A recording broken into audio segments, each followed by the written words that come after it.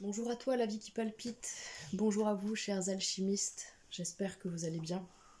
On se retrouve pour la lecture des enseignements de Marie-Elia à propos des 22 lettres hébraïques. Donc ces énergies vivantes qui nous enseignent, qui sont autour de nous et en nous sans qu'on s'en aperçoive forcément. Et donc aujourd'hui on a rendez-vous avec Zayn. Donc elle prend la position numéro 7 dans l'Aleph-Bet. Donc je vais vous lire ce qui est inscrit. Qui peut dire quand sonne l'heure de la grâce? Elle est une épée de lumière qui tranche net les attaches qui emprisonnent l'âme. Rien ne lui résiste sauf notre libre arbitre, que les forces de lumière respectent toujours, s'il nous conduit à fermer la porte. Zayn garde le chemin de l'arbre de la vie éternelle. Elle est le glaive de l'Éternel et nous offre son pouvoir de guérison. Son énergie lève les anathèmes, les malédictions et les mémoires négatives et profondes, d'ordre familial ou collectif, ou même des vies antérieures. Son action vient toucher les inscriptions de l'hérédité physique ou psychique. L'ADN humain porte la mémoire subtile du corps de résurrection. Zayn a le pouvoir d'activer ce code secret, si nous lui laissons totalement le passage. Il s'agit là de son action la plus haute. En tant qu'épée, Zayn évoque l'idée d'un combat, mais il s'agit d'une guerre intérieure, parce que la conscience vécue de l'unité se conquiert. Zayn nous délivre de la loi du talion, œil pour œil, dent pour dent, et rend la suprématie à la loi d'amour. J'adore, c'est vraiment... Donc on vient de voir les énergies précédentes, Vav juste avant et.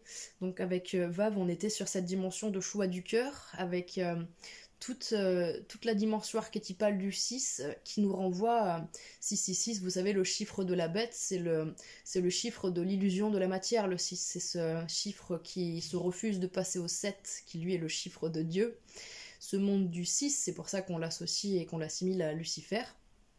Entre guillemets au diable, à diabolé, en latin, diabolé c'est qui divise. Donc cette force qui divise, et on voyait bien avec Vav, on avait cette dimension de réunir les contraires, de réunir ce qui est séparé.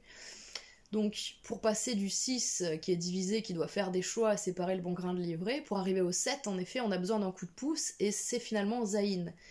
Zayn qui vient, alors ce fameux coup de pouce, vous savez, ce fameux coup de pied au cul, parce que là on nous parle d'un glaive et d'une épée qui vient trancher les attaches, d'accord? Ces fameuses attaches en effet qui représentent ces fameux attachements à la matière. Donc on a le 6 de l'amoureux, mais dans les tarots on a aussi le 6 du 15 le 15 c'est le diable qui représente tous les attachements d'ordre émotionnel, physique, psychique, toutes les dépendances qui prennent toutes les formes possibles, dépendance affective, dépendance à des substances, dépendance au travail, au sexe, plein de choses.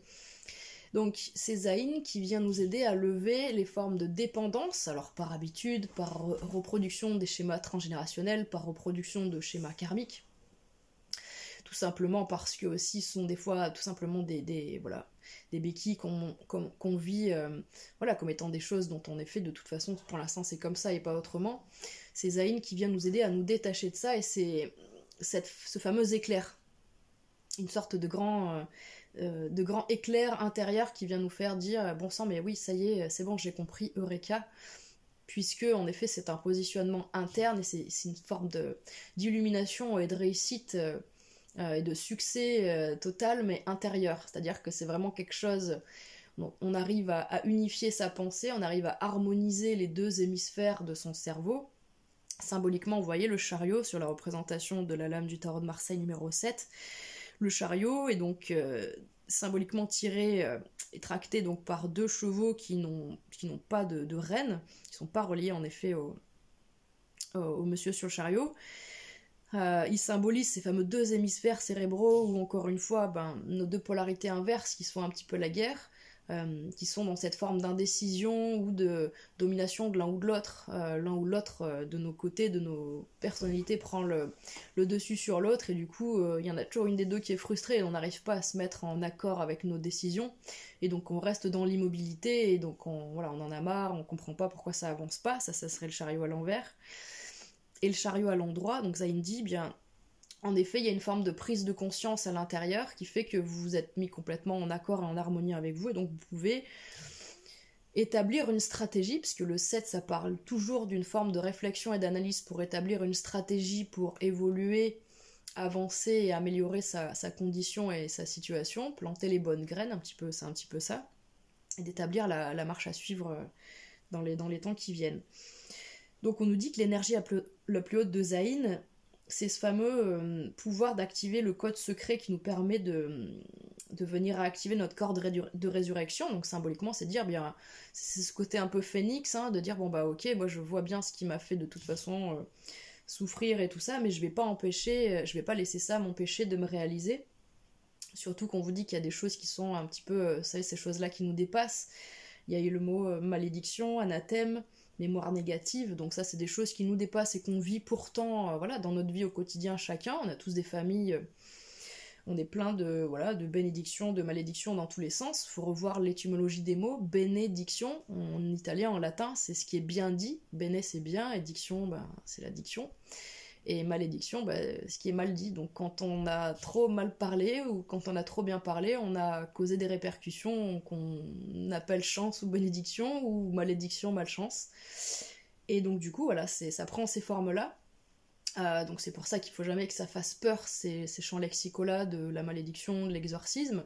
C'est juste des dimensions qu'on a un petit peu oubliées, mais qui reviennent, très simplement en fait dans nos esprits, pour qu'on puisse en même temps resacraliser certaines choses, en même temps désacraliser d'autres, puisque en nous on a toujours tous ce pouvoir, qu'on soit foncièrement entre guillemets spirituel ou pas, de lever en effet ces malédictions entre guillemets, ces choses qui ont mal été dites ou faites et qui ont causé c'est comme si les trajets énergétiques étaient biaisés, et donc du coup, ça s'est accumulé comme des couches de lasagne, et ça donne tel symptôme dans telle famille. Et finalement, donc, qu'on soit relié ou pas à toutes ces choses-là, la vie nous proposera toujours le cocktail d'énergie nécessaire pour nous aider à transcender ça, à transcender ces phénomènes épigénétiques. Et donc du coup, elle est vraiment puissante cette lettre, et depuis qu'on a commencé à regarder depuis Aleph, on sent bien profondément là cette dimension vraiment très très mystique de cette énergie qui vient totalement bouleverser en fait ce qu'on a vu s'établir depuis le 1 Aleph jusqu'au 6, une forme de choix qui allait être faite, qui devrait être fait après expérimentation dans la matière. Dire qu'en effet, on vit des choses dans la matière avec le Vav en 6, et dans le 7 avec Zayn, on a une profonde réflexion qui nous mène à une forme d'illumination, avec ce 7, fameux chiffre divin. Voilà ce que je peux vous dire sur Zayn. Donc si elle apparaît dans votre vie, ou si c'est pour l'énergie du mois en cours, ou si vous avez un chemin de vie 7, il y a vraiment cette dimension d'arriver à faire la paix, à harmoniser de manière tout à fait déjà mentale votre esprit, en passant par la dimension du cœur, comme disait Chaplin, en mettant votre mental au service de votre cœur. Ce sont vraiment ces deux choses qui sont à tempérer et à harmoniser en vous, mais ça doit se passer de l'intérieur, et ça doit être issu d'une forme de sensation profonde et d'une conviction profonde qui est beaucoup plus justement émotionnelle entre guillemets, c'est-à-dire beaucoup plus basée sur le cœur, sur la sphère du cœur que sur la sphère mentale. Et c'est malgré tout une carte qui parle de réussite et d'arriver à se remettre sur les bons rails en fait, les bons rails, le bon chemin, qui est le nôtre à chaque instant T. On a normalement, comme chacune des cellules de notre corps reçoit à chaque seconde la bonne information pour fonctionner, on est comme une cellule au sein du cosmos et on reçoit chaque seconde la bonne information pour se mettre en route. Et quand on est percuté par Zayn, ce grand éclair, cette grande épée qui vient trancher, eh bien en effet on est remis sur les rails. Tout simplement, c'est comme une sorte de coup d'éclat qui vient remettre vraiment sur les rails. Voilà, donc du coup, je vous souhaite un très bon Zayn et je vous dis à très bientôt. Prenez soin de vous. Bonjour à toi, la vie qui palpite. Bonjour à vous, chers alchimistes. Donc on continue avec la lettre Et. Donc c'est la numéro 8 dans l'Aleph-Bet. Donc forcément, je vous fais tout de suite l'analogie avec notre année en cours. Et donc pour assimiler, associer les enseignements là que je vais vous lire de Marie-Elia. Pour la faire résonner un petit peu avec ce qui peut se produire cette année-là. Peut-être que c'est votre année personnelle aussi, peut-être que c'est votre chemin de vie, peut-être que c'est l'énergie de votre mois en cours. Donc je vais vous lire. Rien n'est impossible, tout est une question de motivation. À condition, bien entendu, que celle-ci jaillisse de l'âme, de lumière, de notre cœur profond.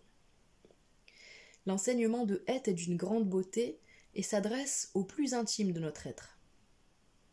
Cette belle lettre est l'initiale du mot Haïm, la vie, et le chiffre 8 évoque le Lemniskate, le mouvement d'énergie qui anime tout ce qui vit. Het nous aide à ne pas craindre la confrontation avec l'obstacle, les difficultés, afin de voir en elle la main divine qui nous invite à grandir, à bouger, à agir. C'est parce que la force de pesanteur l'attire vers le bas que la plante va pousser vers le haut, et dans un élan de vie irrésistible. Ce sont les efforts investis qui rendront une œuvre plus belle, nourrie par l'énergie qui lui aura été consacrée. Het nous propose de changer de regard sur ce qui nous apparaît comme une difficulté. S'il est vrai que la vie nous teste, c'est avant tout un défi d'amour. Elle nous invite à danser avec elle, à soulever son voile et à découvrir son essence. Les résistances à l'évolution sont normales, mais aucun problème ne reste sans solution pour le chevalier de bonne volonté, qui marche main dans la main avec les intelligences divines. Het nous encourage et nous aide à rassembler toute la puissance de notre réelle motivation, en orientant celle-ci de façon juste. Ce n'est pas le moment de nous endormir, mais d'agir dans cette conscience. Alors, la barrière s'incline et s'efface devant nous. Elle est vraiment magnifique, j'avais oublié un petit peu de quoi il était question dans les enseignements de Marie-Elia. Et du coup, pour ceux aussi qui auraient donc cette énergie en polarité, que ce soit en polarité de votre masculin ou de votre féminin, donc pour déterminer ça, c'est votre date de naissance, donc si vous êtes... si ça définit votre polarité du masculin, c'est que vous êtes né un 8, d'accord ? Et si c'est de votre féminin, c'est que la somme de votre jour de naissance plus mois de naissance donne un 8, d'accord ? Donc vous pouvez être du janvier, février, mars, avril, vous pouvez être du 4 avril par exemple, ou ce genre de choses, ou du 7 janvier par exemple. Voilà, vous l'avez en polarité du féminin. Donc vous pouvez vraiment rapprocher cette énergie-là, et voir un petit peu comment elle se manifeste dans votre existence. En tout cas, le message pour ceux qui auraient en effet cette énergie qui se présente à eux, on vous dit rien n'est impossible et c'est une question de motivation. C'est-à-dire que à la fois la vie veut vous tester, à la fois la vie veut vous éprouver pour que vous-même vous puissiez vous rendre compte en fait de tout ce que vous avez, de tout ce que vous avez jusque-là déjà dépassé et accompli en vous disant mais waouh, mais voilà, j'ai réussi encore en plus ce test, c'est vraiment génial et voilà, il suffisait vraiment que j'y crois, que je crois en moi et que ma foi est tellement quelque part profonde parce que je suis vraiment guidée par... vous voyez, justement, on était dans Zayn, donc c'était quelque chose de profond, d'intérieur, où on était remis sur les rails comme un éclair fulgurant en nous, où on arrivait à harmoniser nos contraires, à faire fondre nos doutes et nos craintes et je cherche un mot qui vient pas, mais pour gommer un petit peu tout ça, toutes ces aspérités, pour nous fondre dans quelque chose de beaucoup plus imprégné et coloré par le divin, par quelque chose d'une aspiration du cœur. Et donc c'est pour ça que 8, quelque part, on nous dit, cette volonté, cette détermination, elle est tellement puissante, en effet, qu'elle est presque divine. Et le 8, comme il disait, cette énergie, vous voyez, quand on couche le 8, on a certes l'énergie de l'anneau de Mobius et de l'infini, mais on a, comme il dit, cette énergie du Thor, donc ce lemniscate, où quand on a tout corps physique, on voit bien qu'il émane, entre guillemets, de la tête du pôle supérieur, une énergie alors concentrique qui se ramène vers le bas et qui rentre, voilà, comme s'il y avait une sorte de double ellipse, voilà, c'est l'énergie des Thors, a priori. Et donc on voit bien qu'il y a cette énergie de mouvement. C'est-à-dire que c'est comme si la vie, elle va nous proposer vraiment pas mal de choses dans la matière qui vont nous confronter, qui vont nous proposer d'aller vivre des potentielles difficultés, obstacles, barrières, hein, spécifiquement. C'est un petit peu, il y a une idée de gardien seuil, de l'énigme du sphinx, d'arriver à vraiment montrer patte blanche, mais du point de vue de l'âme. Et puis il y a ce message aussi qui revient sur ce fameux grand paradoxe de la vie, hein, donc par exemple ce fameux lotus qui pousse dans la boue, dans la fange, hein, qui donne cette fleur merveilleuse. Il y a toujours cette dimension en effet qui nous dit que c'est après avoir traversé l'ombre qu'on fait montre de lumière et que nos dons apparaissent. Voilà, là on nous dit, le message c'est allez-y, ça vous paraît être une difficulté, mais en fait allez-y, prenez-le comme une sorte de petit défi de danser la vie. Danser la vie, c'est trouver toujours de nouveaux points d'appui après s'être pris une grande bouffée, une grande rafale qui nous a déséquilibrés, tel le funambule sur son fil. On a pris une bourrasque et puis malgré tout, bien, on reprend l'équilibre, on doit danser la vie et se rendre compte que bien oui, chaque pas qu'on a fait nous a peut-être coûté, mais bravo quoi, parce que du coup on arrive à maintenir cet équilibre dans la durée. Et j'aime beaucoup comme on termine avec cette dimension de chevalier de bonne volonté, moi qui ai justement ce 8 dans ma polarité du masculin, c'est des mots, inconsciemment c'est marrant, c'est des mots de mon champ lexical sans que j'ai pu les rattacher autrement et pendant des années durant à ce qui pouvait émaner de moi en termes de ces énergies de justice, puisque c'est bien par analogie ces énergies de la lame de la justice, numéro 8, où en effet on est là pour trancher, pour équilibrer, pour apporter de l'harmonie au sein d'espaces qui seraient déséquilibrés, ou alors la vie nous confronte justement à des situations, des relations ou du professionnel complètement déséquilibré pour nous permettre de rapporter de l'équilibre parce que ça fait partie de nos défis personnels et que comme dans un jeu vidéo, nous on est prédisposés à cette mission d'apporter beaucoup plus d'équilibre peut-être que les autres, c'est-à-dire que c'est peut-être crucial dans nos vies et peut-être qu'on est des personnes en effet sujettes et qui ont des tendances à avoir des soucis de maintien de cet équilibre ou qui peuvent avoir tendance justement à avoir du mal d'être impartial justement parce que c'est ce qui est demandé, le but de la justice en effet c'est de dire il faut que je sois impartial, il faut que je tranche en étant complètement détaché de mes émotions.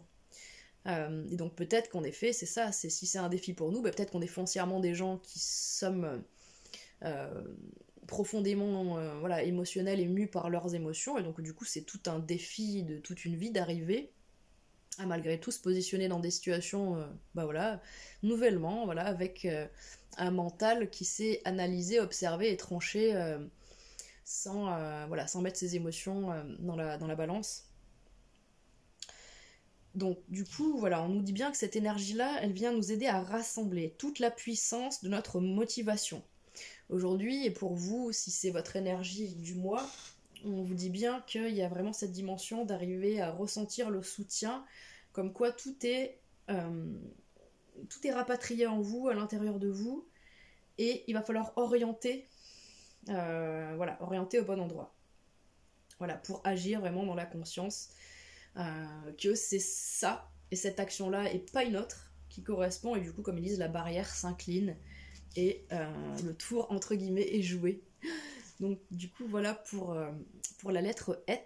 Moi, je vous souhaite Voilà, un bon voyage avec cette énergie-là. Et je vous dis à très bientôt et prenez bien soin de vous. Au revoir les alchimistes.